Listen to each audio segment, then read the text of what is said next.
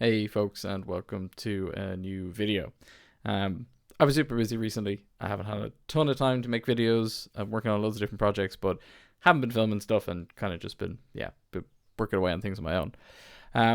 I wanted to jump on today just to make this really quick little video just to announce a new project that I've actually just released.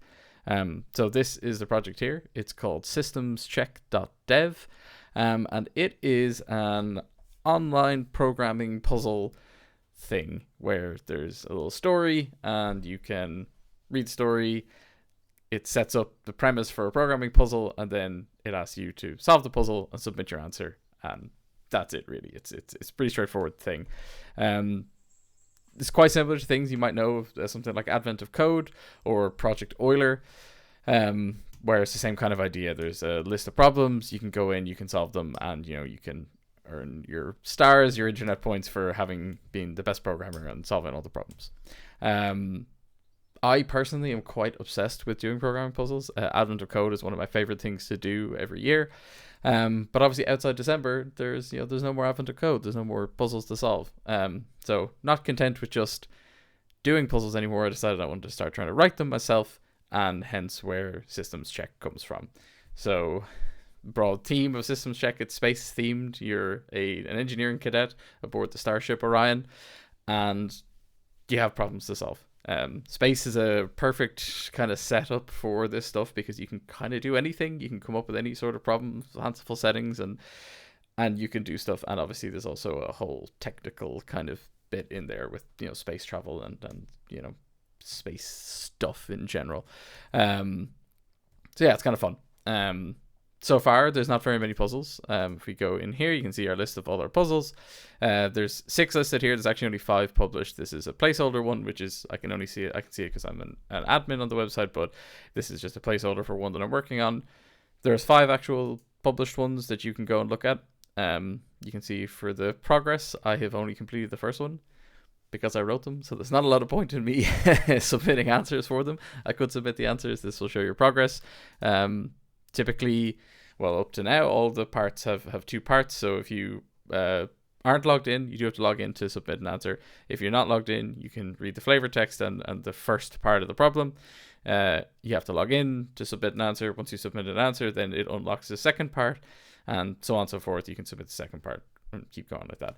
There's 2 parts to all the problems so far. That isn't necessarily always going to be the case. There can be n parts the way I've set it up. So I could have multiple parts, like 3-4 parts or whatever, or I could just have one part if I wanted to. But yeah, you can see your progress back on the missions list. You'll see the progress that you have done for each one. And to be honest, that's kind of it.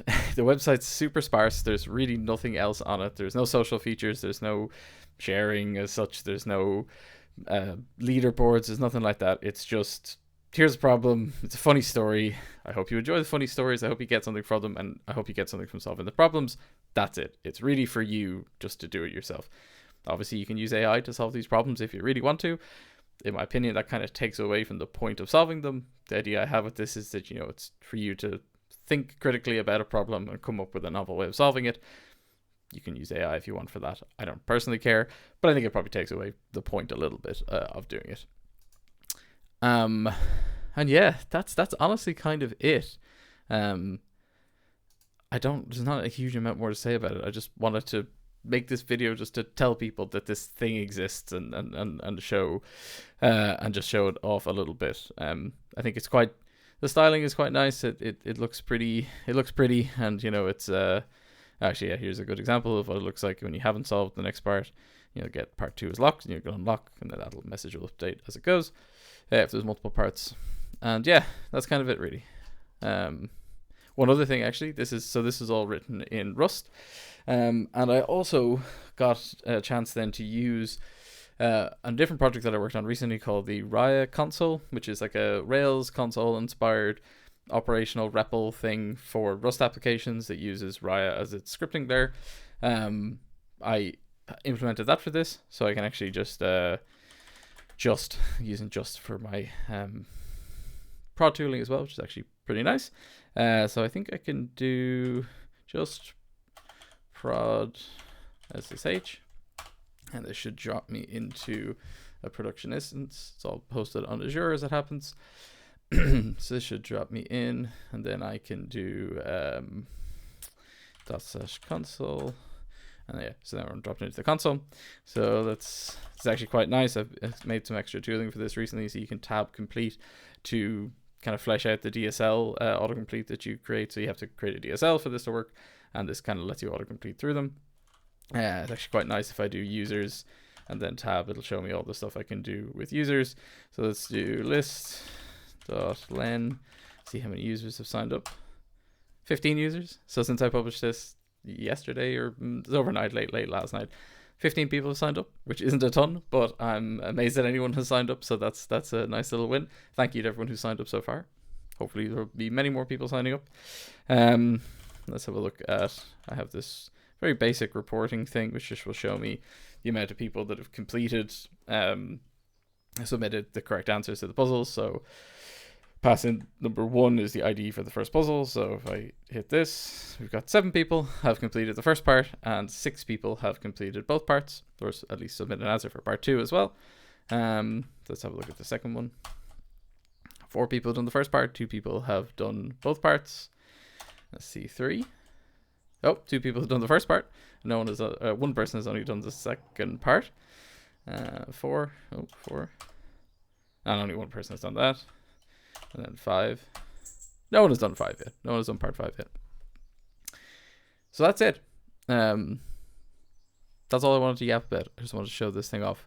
Go and check out systemscheck.dev. If you're into programming puzzles, go and have a look. I hope you enjoy it. I hope you find some amusement from the silly story, and I hope you get something from the puzzles, find them interesting, and flex some muscle for solving problems and that kind of thing. If you do decide to go and do it, I'd absolutely love feedback. So drop me a message.